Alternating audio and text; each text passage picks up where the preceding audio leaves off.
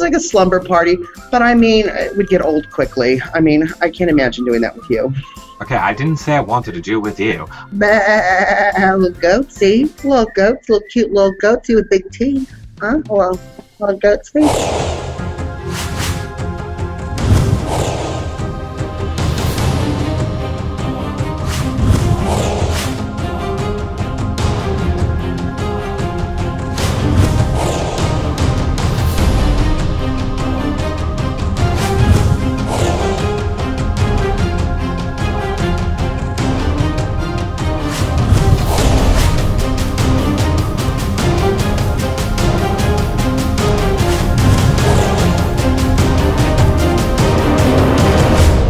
Everybody, and welcome to our Week 4 Opposite Worlds recap, where we have so much to cover for you guys this week. There has been new plot twists in the game, a ton going down on social media, lots of behind-the-scenes drama. Just get ready. This is going to be an amazing show. But first, I have this special announcement to let you guys know. Roll it!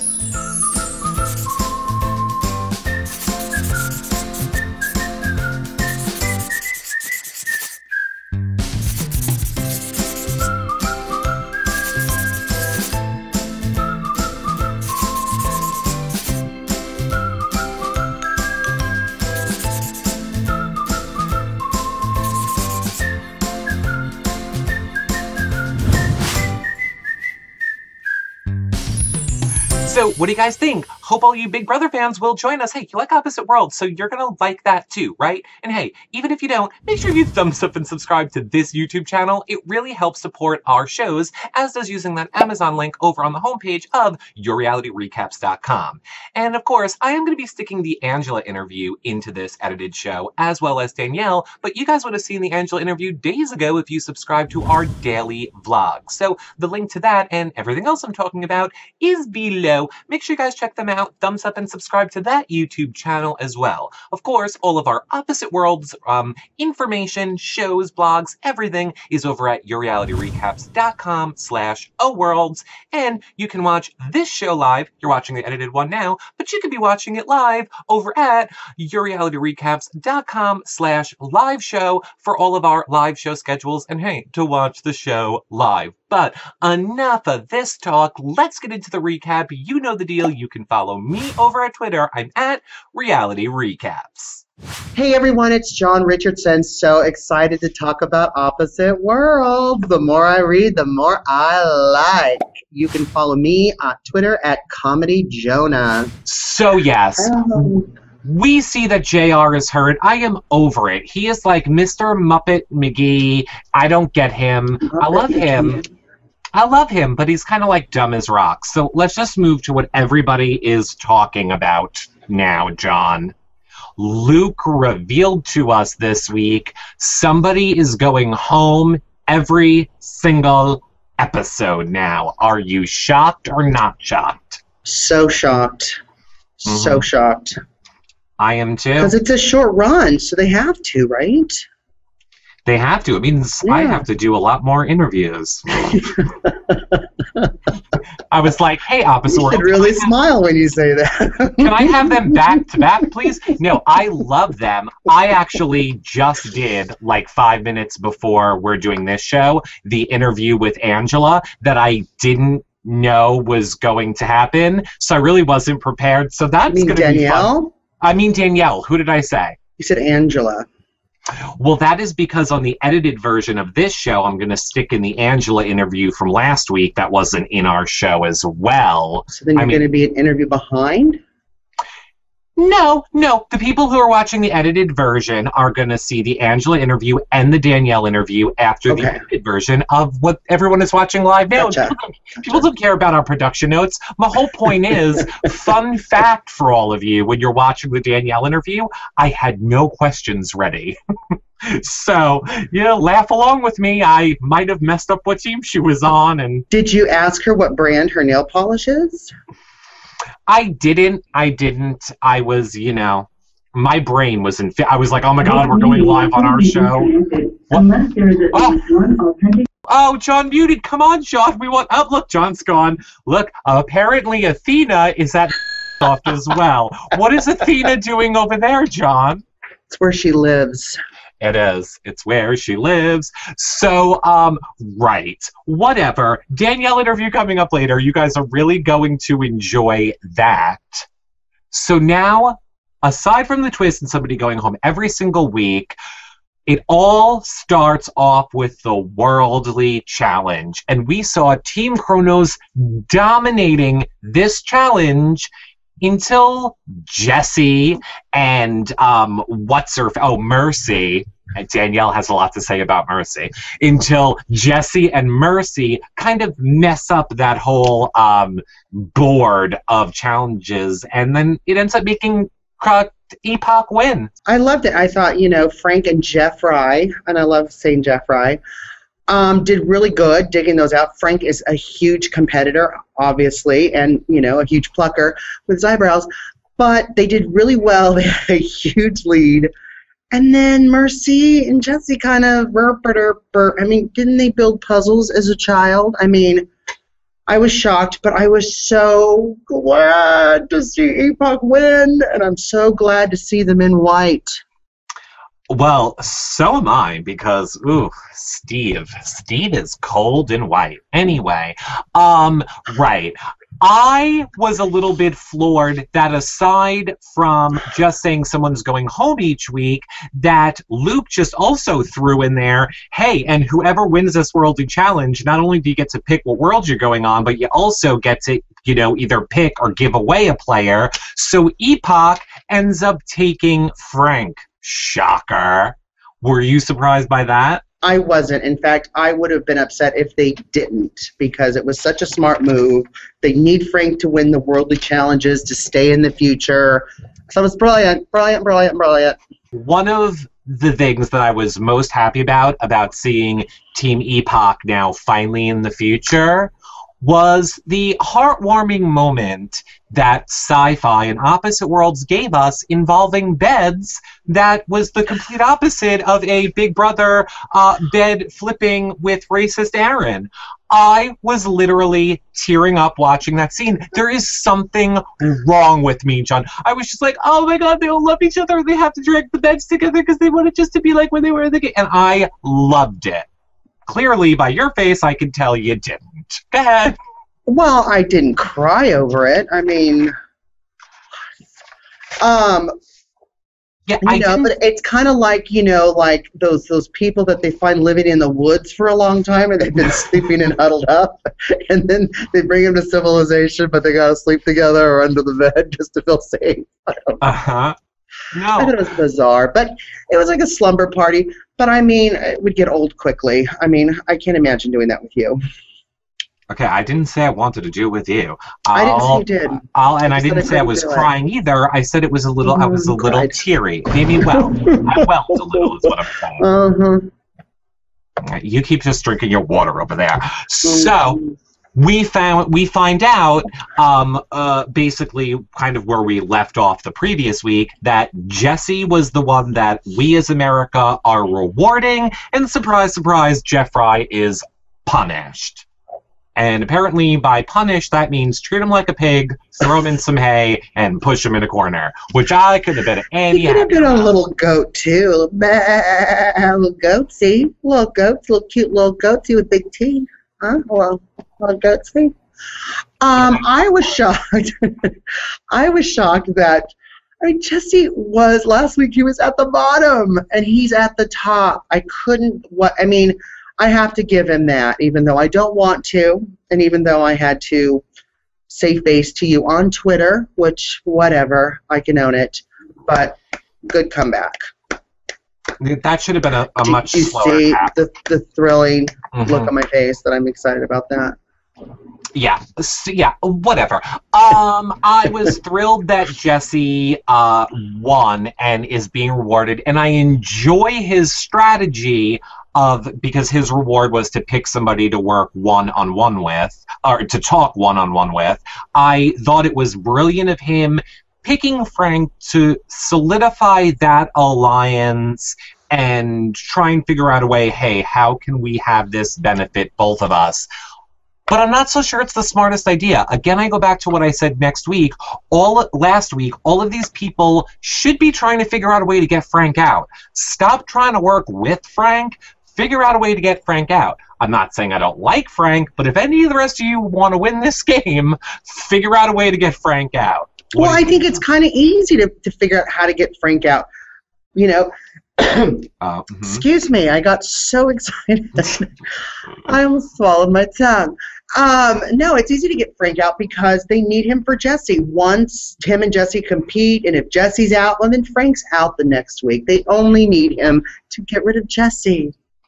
But what do you think of, and if I'm jumping ahead too much, about all the guys wanting to build their own alliances across worlds? Look, I love it. Anything that keeps my Steve safe, I'm all for. But as we'll soon come to find out. You know what you need to do? You need to get your Steve some little aloe vera, okay? Because that's going to scar. He needs to really, you know. What I need to do, treat that. What I need to do is come back as a broomstick in a. If I die, I hope I come back as a broomstick that somehow makes its way into Steve's Quidditch world. Just come back as some off-white type pants. Pants? This is not Survivor. Pants. He's wearing off-white pants. P-A-N-T-S. You're already white. You just have to become pants. You're already off-white. I don't know why you always have to make it racist. Look, here's the thing. I loved, and you guys comment below and let me know what you all think, but I loved that they had to decide who to protect without Jeffry, because, I just knew that was going to be fireworks, and of course, Team Kronos decided to protect Jesse, and Team Epoch decided to protect JR once again. But I mean, I guess good. So, okay, so little Jeffry is out in the backyard, you know, trying to wash up with hay, trinkling in the water with dirty tattoos and his dirty body with his little glasses. Now, could the team say, even though he's in isolation, we want him to be the protector, or was he not an option? I can't remember if that was said or not. Yes, he definitely could have been chosen. But then, oh yeah, never mind. Okay, yeah. So then he comes back from isolation. He's upset that he was not chosen because him and Frank had done so well in the Worldly Challenge. Well enough, I mean, you know, as well as they could do. And then wasn't, and was still upset. Yeah, well, I mean, he's going to be upset about anything. He came out of that, and I didn't like his whole attitude. Like, God, Jeffry, you had a chance to maybe win America back over, but instead you were just like, I don't care what I do what I want. I mean, he performed great, but it is a popularity contest, and I would never pick him as the protected because he's so unpopular. Like, our team would never be the decider, right? Well, yeah, I mean, and yeah. I want to talk a little bit about that. Oh, do you want to talk? Let's talk. Let's talk, and we're going to talk now because, yay, your audio's back. Perfect now. So here's what I'll say about that. Danielle, in the interview later, she gives us some really good insight into the game that Jeffry is playing and why he's doing things the way he's doing them, which is very interesting. I don't want to ruin it here. It's in the interview later on the interview. Could it help his popularity? No. Not at all.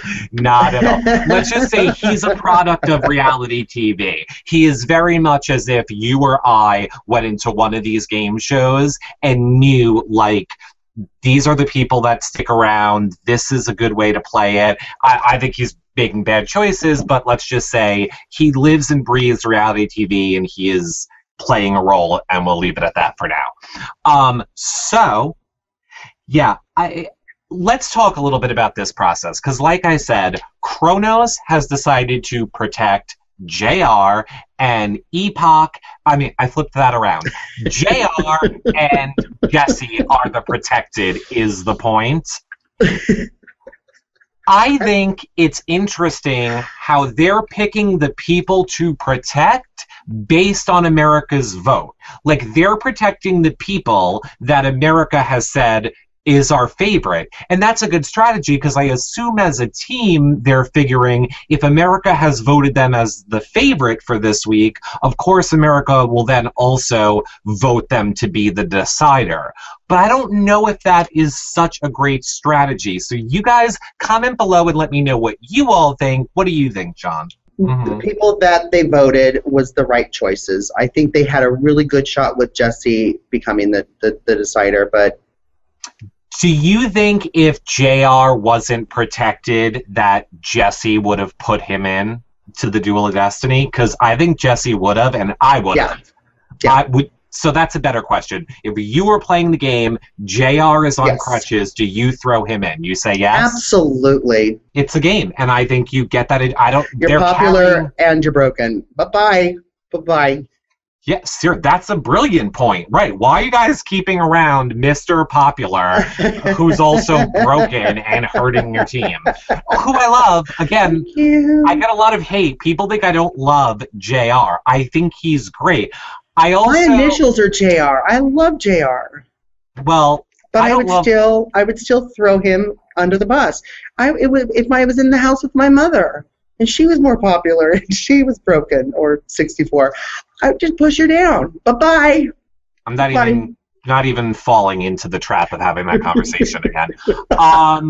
Darn it. So, I think that, put him in, get rid of him. You guys comment below. I want to take a very scientific poll. I want to know if you guys had the choice and JR wasn't protected, would you all have thrown him in? Now, I also thought it was interesting since he gets to grill the other team as the protected, his lawyer techniques. First of all, I would never be able to take JR seriously as a lawyer. That's just number one. But I did like when he was like, none of you talking over there. Everybody be quiet. No talking unless I'm talking to you. I agreed with you up until him asking the questions to everyone and him even stumbling Lisette. And her going, whoa, I don't even know. And then when they started talking, I don't need you guys talking. Brilliant. I bought it. I could see him now as a lawyer, especially once we got to the Duel of Destiny and he was shaved and cleaned. Yeah, I can buy it.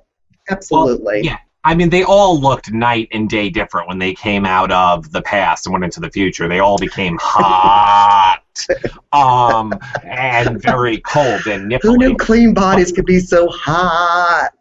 Seriously. And I don't really know what my boyfriend Steve's strategy was there when he was like, let's play Quidditch and let's do this. I want to show everybody how, competitive and what I do. Really? Because your team keeps getting injured, not in challenges when you all like to play things. So maybe you shouldn't play your little jerk off the broom and throw stuff around game and hurt yourself. Me, I'm a witch. I'm a witch. Oh, where's the ball? Where's the ball? I think he was trying to, and I don't know, it's so freaking edited. I just think he was trying to just kind of get more camaraderie with the team. But unfortunately, because of the way he entered the game, him and Mercy, they're always going to be at the bottom of the barrel. I mean, Jeffrey even confirmed that with Kronos. I mean, Mercy, take Mercy, put her in, we don't need her. It kind of sucks, but I thought it was funny to see them play, Right. It was good. Steve's a cutie. I can see the cutiness now, especially with clean body, white, but I can't stop focusing on this. I want with him having to be white. Is there aloe vera in the future? That's all I want to know. Is there aloe vera? You're really disappointing me with your I don't like Mercy and I like Steve because he's white. This is not going to get us followers, Scarred John and Richardson. Scarred and white. I'm just saying. Nobody likes that. So. I don't like Mercy's colored contacts in the past. Looks weird. I got news for you. I know that I would hate if I was watching an interview and somebody did this, but I'm going to do it anyway. Just wait until you hear the dirt that Danielle has to give on Mercy. Nobody likes her. So nobody's excited. It's good. So, John, what I thought was interesting, what did you think of Jeffry when he was walking up on JR and he was like, fight with me? Fight with me. Fight with me right now. And the team seemed to buy it, which... Okay, I also asked Danielle if she bought it, but the team seemed to buy it. But you're not going to tell us if Danielle bought it or not? We have to watch the interview? Is that what you're saying? Okay, it's coming up at the end of this for all of you watching the edited version, not the live one. Sorry, guys, it'll be up later tonight. Yeah, you have to watch what she said. But what did you think of it? I thought it was a good plan, but I don't know if people really bought it. But then, that little Jeffry can be just so annoying that, people can kind of just hear that screeching and kind of tune out, because I know I do. Mm-hmm. But I thought it was a good attempt, yeah. I don't know. Here's my last point, and this is why I feel like Team Epoch they're a little bit of hypocrites, because of course, as we see, no big surprise, America once again chooses JR to be the decider. By a landslide. The highest votes for, a decider that we've seen so far on Opposite Worlds. Yes, but I'm not surprised. He's freaking stumbling crutches. I'm a lawyer. I hurt my foot, everybody. I object, Your Honor. Everyone, yeah. I'm stumbling crutches. Yeah, I can't. I love him. He's Southern dumb, and I love him, and I don't believe he could win a court case, but whatever. I can't wait to talk to you, Jeffrey. I love you, and your fiancé is win it on cuteness. Comedic, people. Comedic recaps. I'm not being serious. Yeah, just settle down, everybody. Settle down. We'll get your questions in a minute. Pump the brakes, everyone. Pump the brakes, okay? But here's my honest problem that I have with Team Epoch. So, like I say, Jeffrey, JR is the decider, and he is going to put in Steve now, and he's going to put in Steve against Danielle. But here's my whole thing. Last week, when JR could have gone in, the whole argument for why Angela had to go in was because they wanted to keep their guys safe. But now, the week later, they no longer need to keep their guys safe. Now they're willing to sacrifice Steve. So I'm calling a bullshit. They did not like Angela. I don't think they liked Angela at all. I think that Sam and Lauren are like two BFF sorority sisters and wanted to get rid of Angela. Which I will again say, interview coming up in a minute, Angela disagreed with me. I asked Angela, she said no, they were all one big kumbaya family. Yeah, and I agree with Angela. Who was in the game? And I don't know if you've hit your head. I don't know if you're talking about Opposite Worlds or something else. But I thought it was really smart that they put Steve against Danielle. Danielle tried to get rid of JR last week, and it was kind of a retaliation. She is a strong player, or at least we thought until she got into the past. And it was like, oh my God, I can't do it. But yeah, to put Steve up against her was perfect. You don't want to put Frank up because you need him for the worldly challenges. The other two, BFF, Blondo, we're sisters. They're aligned with JR, so that was a really good move. And of course, it paid off. Why am I talking like Susie Orman? I don't know. I don't know either. Maybe because you're a little stupid. Because you don't seem to understand my point. And everybody, comment below. It's my favorite part of the show. It's my favorite part of the show where I say, hey, everybody, agree with me below or be wrong and agree with John. Do you guys agree? Last week, they made the argument, we have to keep our guys safe. That's why we're throwing Angela in. Could have been part of the strategy. You don't know. Why is everything so literal now? It's a game of manipulation. Not all the words are going to be the truth. Remember how Big Brother, Survivor, Remember? Let's talk about truth a little bit here, because of course, as we've said, sure, Steve slayed it. Steve killed that obstacle course. Basically, the Duel of Destiny was pulling rope out of the ground and moving things through, and of course, it was freezing cold. They weren't wearing gloves. It was hard to do. Steve wins it all, and unfortunately, Danielle is sent packing. Now, what I found kind of interesting, John, I thought I had the graphic over here, and I don't, so I'll just do it from memory. I think it's kind of funny what maybe production is doing right now. Because if you notice... I love your production theories. So look, here's the deal. Once again, do a production theory corner. Yeah, well, once again, we have put JR back to be the rewarded person for this coming up week, and Jeffry is punished. Oh, no, wait, or is it Lauren? I'm sorry, I think I got that wrong. Lauren is the one being rewarded. Either way, I know for a fact that Jeffry is the one being punished. So here's the thing. The punishment is... Does he not have to talk to anybody for 24 hours and then some other stupid thing that Lauren would get that doesn't even matter, like a phone call from home? Or an iPad app? No. Or if the decider puts Jeffry in, they get $1,000. That's Jeffry's punishment. So let me just explain it to you again. His punishment is if this coming up week, the decider puts him in with the possibility of going home, they get $1,000. Just saying production might not like Jeffry. What a great punishment. In a heartbeat. In a heartbeat. In a heartbeat. So John, we have a question here, and it is from, I think it says Fresh Brewskis, says, do you think this week's reward punishment currently being voted on is fair? One of the punishment choices is for Jeffrey getting $1,000. So basically exactly what I just said. Absolutely. I think everything, I mean, it's a game. I mean, we don't know what's going to happen, how it's going to be manipulated, and it's just so fun to watch, and I just want to see who's getting the $1,000. And wouldn't it be great if the decider got $1,000, Jeffrey stayed in, and really proved himself, and wasn't just shooting off his mouth all the time? You never know. Well, you know, first of all, you didn't say whether you absolutely agreed or absolutely disagreed. Absolutely agree. Okay. All right, good. And I'm sorry. Raise minimum wage. Everyone deserves it.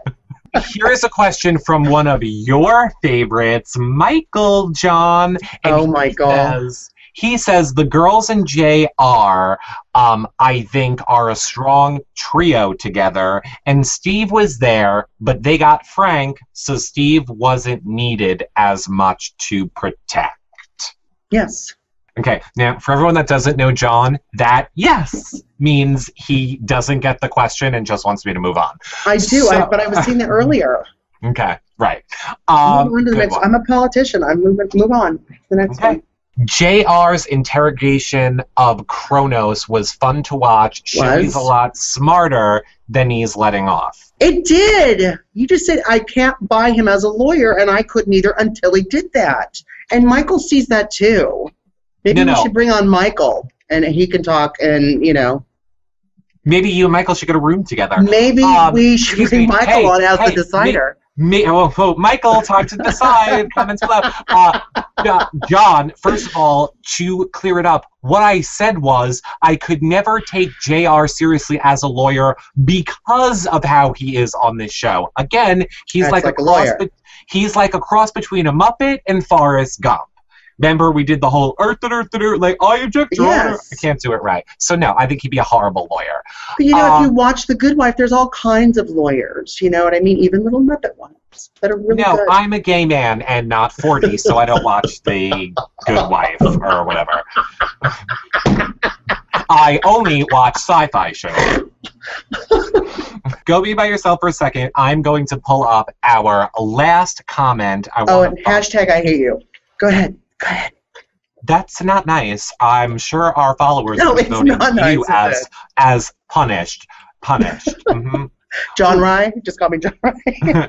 John Rye. Hey, I think that is a great way to end this live version of the show, John. We want all of you to comment below on the edited version. You guys comment in the section below and let us know which one of us you are punishing and which one of us you are rewarding. And I love it. I do love it too. And here's the thing. After we've decided which one of us are being punished and rewarded, Then I'll let you all choose what the punishment and the reward should be. Oh, but first, my because I'm God. not committing to anything I won't do. So first, let us know which of us you are punishing and which one of you we're rewarding. I can't talk anymore. So I'm just going to shut up and say, John, go ahead and say goodbye to the people on this live version of the show. You know, this has been such a fun show, and it's so nice that the viewers are agreeing with me. And, of course, in the edited version, everyone will not, because that's how Eric manipulates everything we do. So much fun, as always. Follow me at Comedy Jonah. And then definitely tune in to Danielle's interview. And please go to Your Reality Recaps. Look at our bloggers. They're doing amazing work. We're covering a lot of shows, a lot of funny stuff in there. If you've missed it, visit our bloggers, visit their sites, read up on everything. And thanks for watching. John, can you do me a favor? Do I have something? What is the opposite of always being right? It's Eric Curto. It means always being wrong. Damn it! I thought you called for it. I have enough old footage I can use. Hey everyone, it's John Richardson here, Comedy Jonah. Vote for me this week. You heard me on the show. You were on my side. Vote me as your favorite and let me get the reward, not Eric.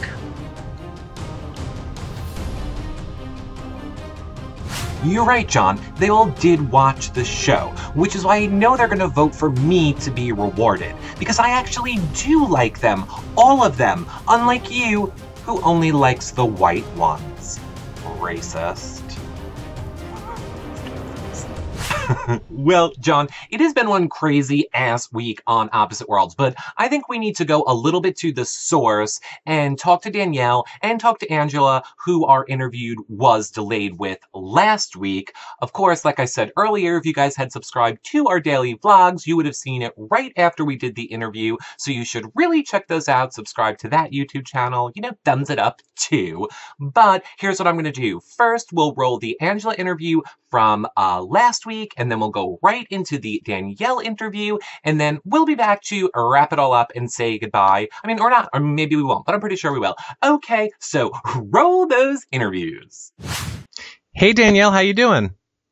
Hey, Eric, I'm good. How are you? We are very good. We are so kind of a little bit sad to be talking to you, though, today. I know, me too. I mean, I feel great. I took a shower and I feel good, but it's totally bittersweet. I know. Let's get into it a little bit. How hard was that Duel of Destiny? It was, what's hard about it is that when you're dealing with cold conditions, your hands just kind of freeze up. And it was literally notorious from the moment I arrived on set. Like, my hands were cold, my feet were cold, and when your hands go numb, there's not a lot you can do. And they just went numb off the bat, and it was hard. I wasn't paying attention to Steven. The wheelbarrow, not the wheelbarrow, the barrel was hard to knock over and find the hole, and that's kind of where I lost it.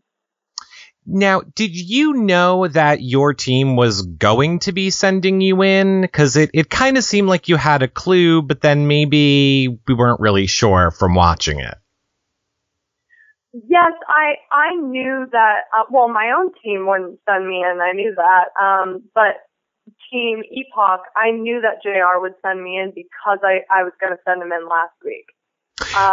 But the reality is that JR always knew he would be safe because they've always gotten a decider. So to have that on me, it's like I knew I was going in when JR said, I'm putting you in basically for retaliation, for revenge. I knew I was going up. Do you feel like if your team, Kronos, had to pick, would Jesse have ended up putting Mercy in, or do you think he would have tried to, do something else? I am 100% positive that Jesse would put Mercy in. Okay. So, how crazy is Mercy? Oh my gosh. She's a little bit different. You know, I try to find the good in everyone, and honestly, there were many nights there that she was struggling, and I tried to pick her up. I mean, hours upon hours, I would have to, like, have pep talks with her and just talk her through it because I didn't know if she was going to make it. She didn't really fit in very well with us, and I don't doubt she's got a great personality back at home, but she was silent the whole time, and we didn't get to know her. She wasn't very open to share, and then when she did share, it was strong feelings. So it's like, I mean, she would yell or explode, and it's like, where is this coming from? Because you sit in the house silent the entire week. We don't even really know you. And then you start yelling, and you can't prove yourself at a challenge, but you keep talking about your athletic ability. It was, you know, something just didn't add up with Mercy. And the only thing I'm bummed about is that she didn't go home before me. Right. I mean, if nothing else, I don't think she was right for the show or maybe deserved to be there, if I'm being honest. Well, we haven't really seen a lot of her, but I'm sure, unless she's, like you said, exploding. But I'm sure you can, when you go back and watch them, you'll see how that's all going down. Yeah. But you were the first person to live on both sides, so I kind of feel like which side is better to live on? I know Luke was kind of telling us in the beginning, oh, it's so much better to live in the past. But we never were really buying it. Now you are kind of the first person coming out that can give us a good answer. Okay, well, my lifestyle is better in the future, just the way I live my life. The future was better in that sense. But I will say the past was more insulated, and having the fire constantly going, it made for a cozier experience to where I was comfortable. And I really always felt kind of cold in the future. Like I could never warm up, and it was such a big space and wasn't maybe the warmest environment for me. So I was kind of miserable in that sense. But I gotta say, I mean, the future, you had food all day long. You had a little more stimulus. So yeah, they both have their different perks. I actually felt like time went by faster in the past because we really had to work all day and cook all day and make sure things were done in a timely manner so we could eat and we could sleep. And there was a lot to do all day long in the past, whereas the future it was slow days when we weren't doing challenges. There's only so much you can do on a tablet, honestly, especially without connection to internet and the outside world. You can't do that much. So, yeah, the food was great in the future. I'm not going to lie. That was the hardest part about going over to the past. Taking a shower in the future, having heated toilet seats in the future. Very pleasant experience compared to the past.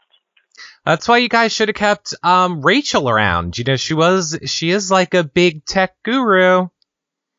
She could have hooked to those tablets. Maybe she could have done something. Kidding, of course.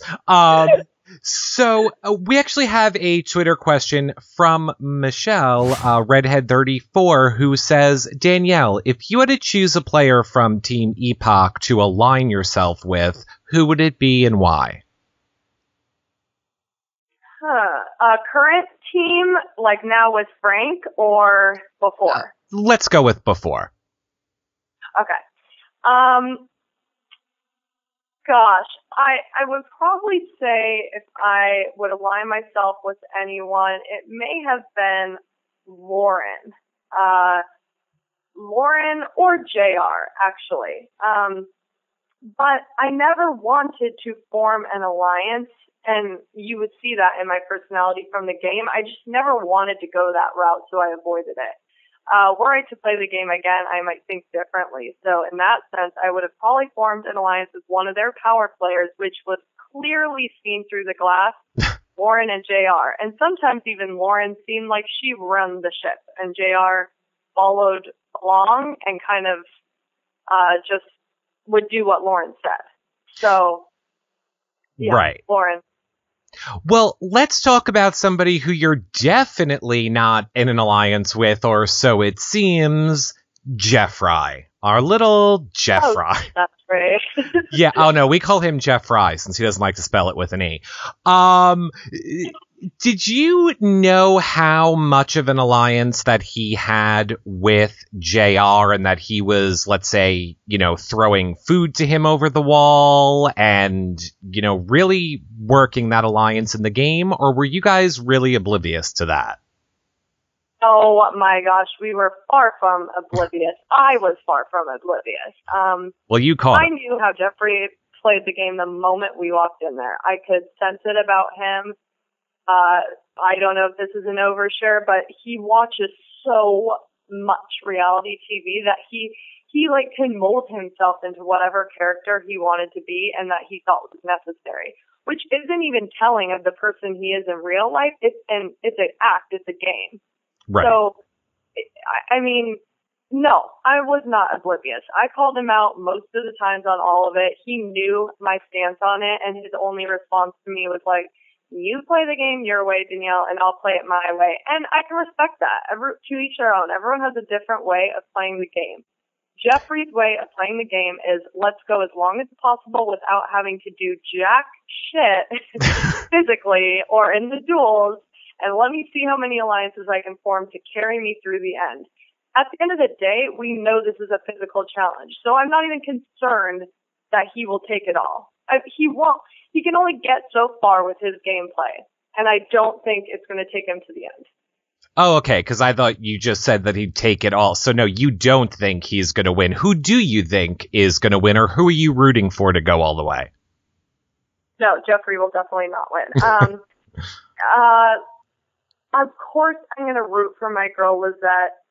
She was my best friend in the house. I think physically and mentally, she is a tough woman.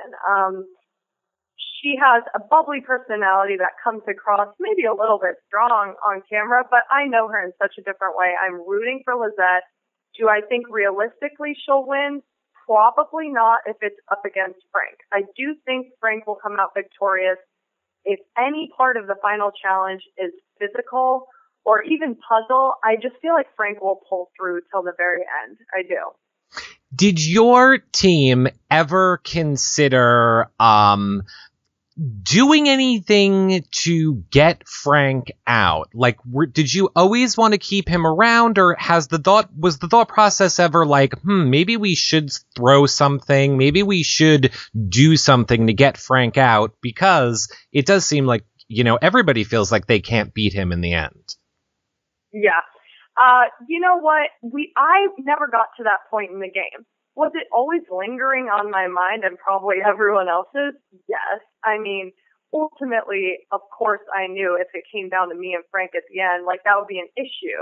I'm sure I couldn't physically take him. But at the point of the game we were at, he was so crucial for our challenges that nobody wanted to get rid of him because it was our future. It was our life in these houses. And to come back to the future, we wanted Frank on our team for as long as humanly possible. I don't think it ever crossed our mind to throw him in against someone he couldn't win against. But it also never crossed our mind that he would lose versus anyone in that show at all. Right. I think it's very interesting to see how that's going to play out with Frank as the season goes on. Kat Morgan over on Twitter wants to know if there's anything that you can tell us about Kronos that maybe we don't know from watching the show. Not necessarily like a behind the scenes or anything you shouldn't, tell us, but is there just anything interesting about Team Kronos that maybe we didn't know?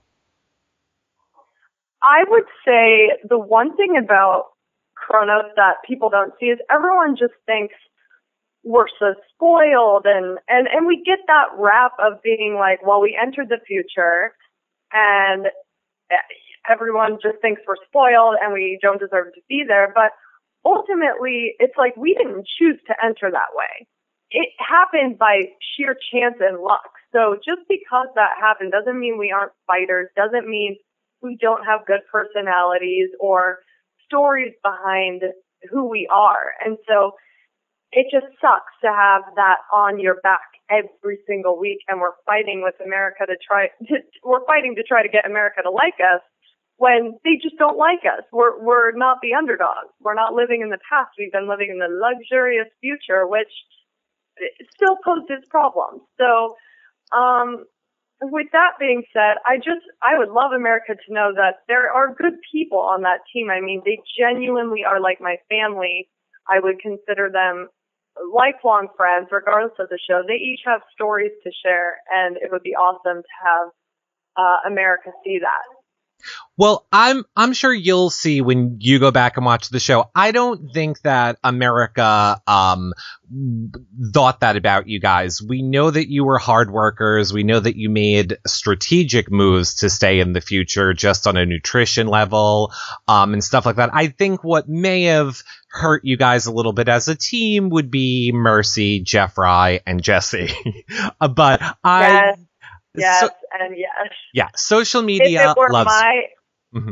Sorry, if it were my choice, there were so many times I had talks with my team, like, hey guys, like, tone it down a notch. Like, it's a little much. And You could probably see I was like the peacemaker. I really hated drama, and I just wanted everyone to get along. So yeah, it was a concern the whole time, and I was just like, Jeffrey, maybe tone it down a little bit. Jesse, you may come across this way. Try to get everyone to see their little personality things, but they just didn't care. I mean, they did not want to change, and I don't blame them. If that's who they are, don't change who you are. I think I just happened to be like the more liked one of the group. Right. Well, you were definitely one that played with honesty and integrity, and it's why we loved you here, and we know America loves you. We're always monitoring Twitter and the popularity index, so we know that you have so many fans, Danielle, and I just want to give you this opportunity to, give a message to your fans and let those of you who don't know where they can find you on social media. Yes. Oh my gosh. So, first of all, thank you guys, all of you, for supporting me like week in and out. It's funny because every time the TPI would pop up, my whole team would just be jealous of where I fell on that line. So I thank you for seeing whatever you saw in me, and just that, gosh, I mean, every single week it felt good to be there on the TPI, and I couldn't have done it without you guys. So also, I mean, I'm a totally different person outside. I live a totally different lifestyle outside the house, so I'd love for you all to see what I do as a trainer and a sports enthusiast on all my social media. So you can follow me on Twitter. It's Danielle Elise P. So that's DanielleElise P. And I'm also on Instagram at my first and last name. So just at Danielle Pascente and my last name Pascente. So I'm all over there. You can come to my site too. I blog about health and fitness, and I motivate people. So even when I was at the lowest of the lows in the house, it's totally not how I normally am. I just kind of hit rock bottom, and I hope you guys can see that I'm not a total diva or princess. It just was a really rough go. Right. Well, I cannot wait to keep the conversation going with you on social media. And I know that your fans will, and we cannot wait to hear more from you. But thank you so much for taking time out to talk with us, Danielle. We know that you're heading out to head back home, so we hope you have a safe flight, and we will talk to you later. Of course. I can't wait to talk to you guys more. Thank you for everything. Okay. Bye-bye, Danielle. Bye. Hi, Angela. How you doing? I'm good, Eric. How are you? I'm doing great. I cannot wait to talk to you. I have so many questions. So, you know what? Let's just jump right into it. We all loved you on the show and are so upset over, how you kind of went out. We actually have a fan question from Keisha54 on Twitter who says, do you regret offering yourself up and kind of using the same line of thinking that got Wyatt out last week? Yeah, that's a good question. Actually, I didn't offer myself up. I think that the show maybe made it look that way.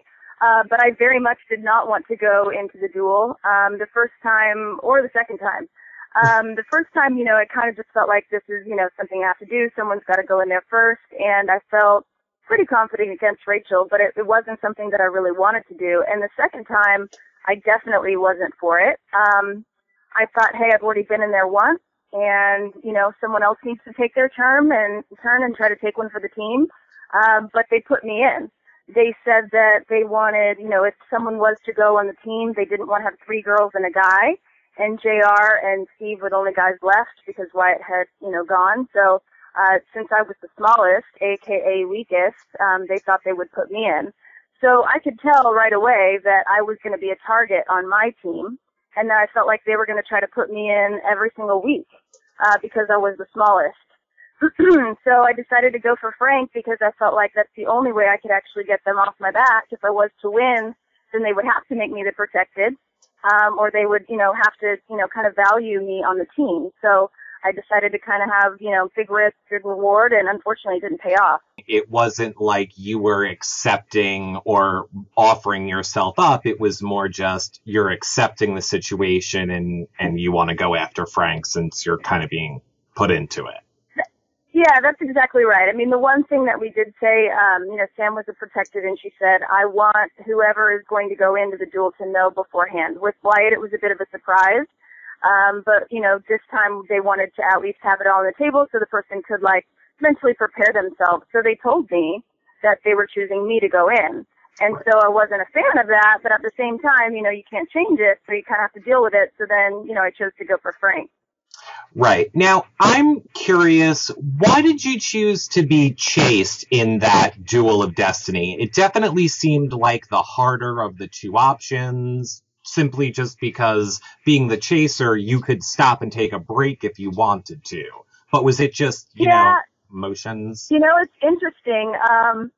So Steve, we had to go through safety precautions for the course. And so you kind of see it beforehand. It was a little bit different. But Steve was like, oh, man, this course was made for me. This is just like Quidditch. And I was like, oh, really? Well, you should have stepped up. You know what I mean? So I thought beforehand. And actually, I was just trying to figure it out. And, we didn't have that much time to make the decision. But really, I think a lot of it came from talking to my teammates. And he was like, oh, yeah, it's definitely better to be the chaser. Or, to chase.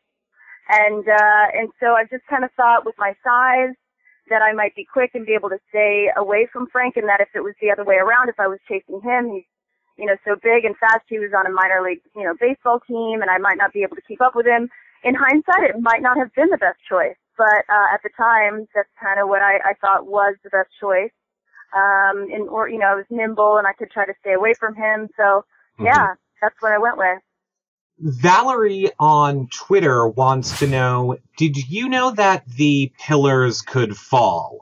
Did you know that was an option of happening or no? Yes, I did know. Actually, the course was different when we were walked through for safety precautions and rules. They did have it set up a little different to where the way that I ran, there was a huge opening.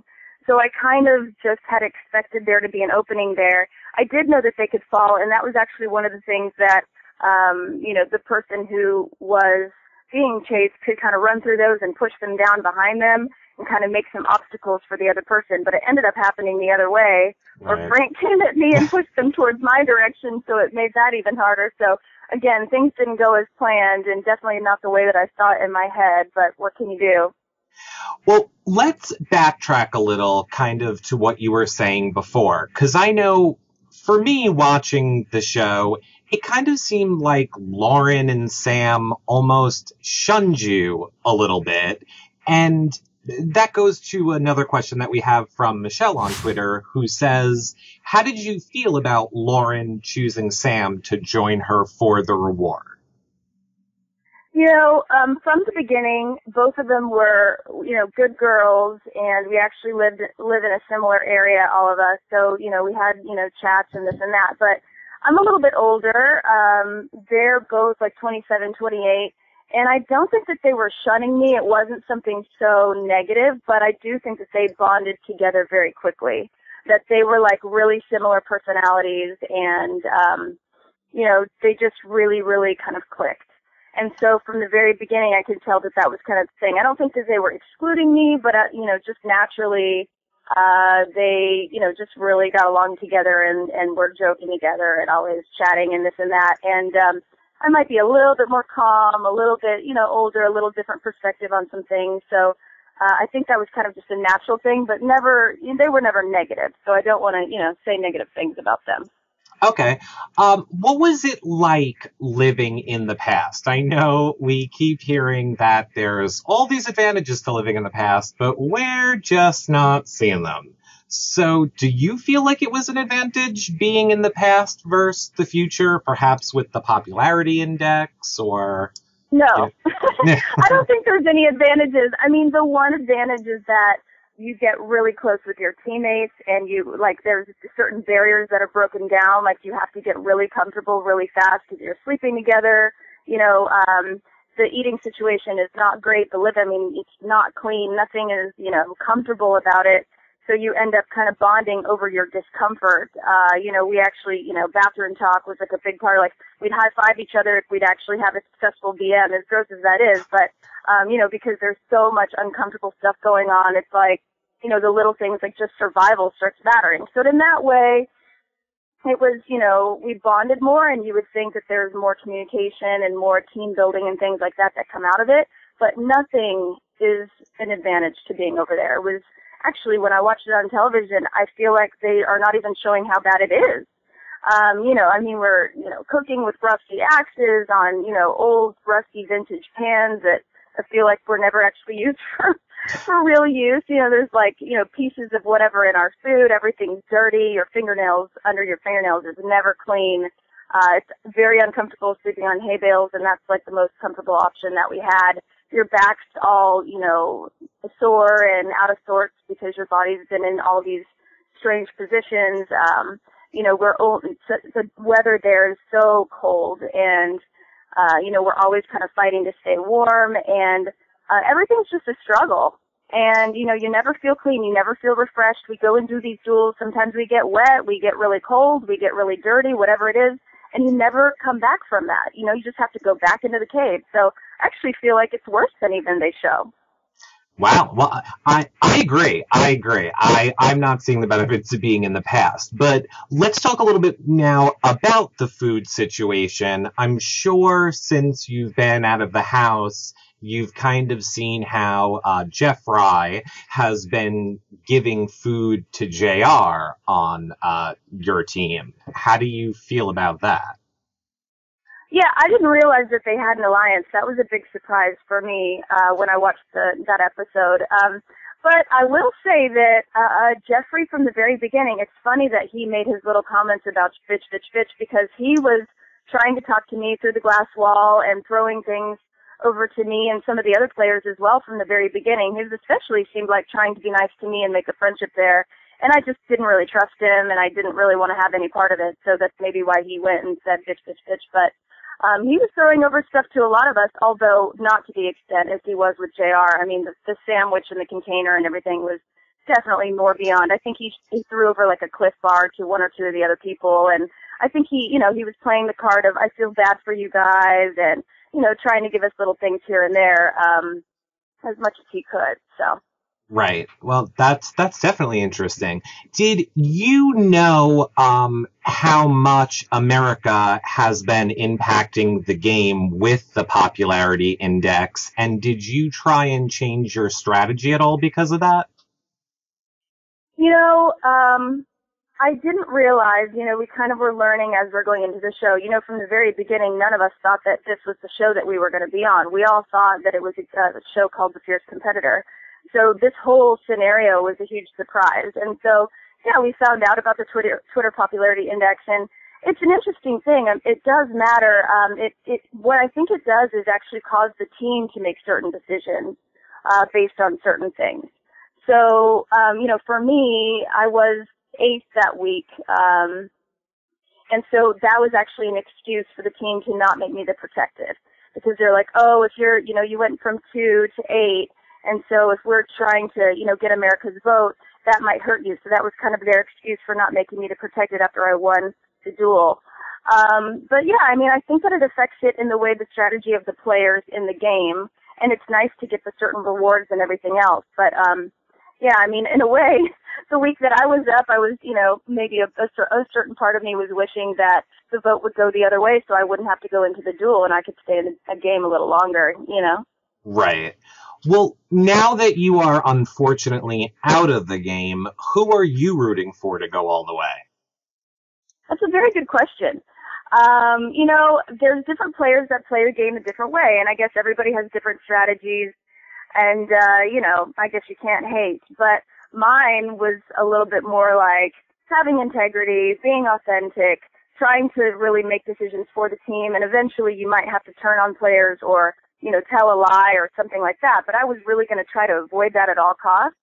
And, you know, if I had to someday, I was going to do that. But Wyatt and I, from the very beginning, talked about playing a very team-oriented game and fighting with the other team from the beginning instead of kind of, you know, betraying within the group and within the wolf pack.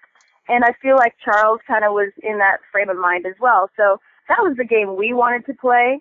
I don't know if all the other players, especially with seeing the, you know, JR and Jeffry alliance and some of the other things that Steve does, that's not really exactly how I think they're playing the game. So I have to choose the players that I respect a little bit more the way they want to play.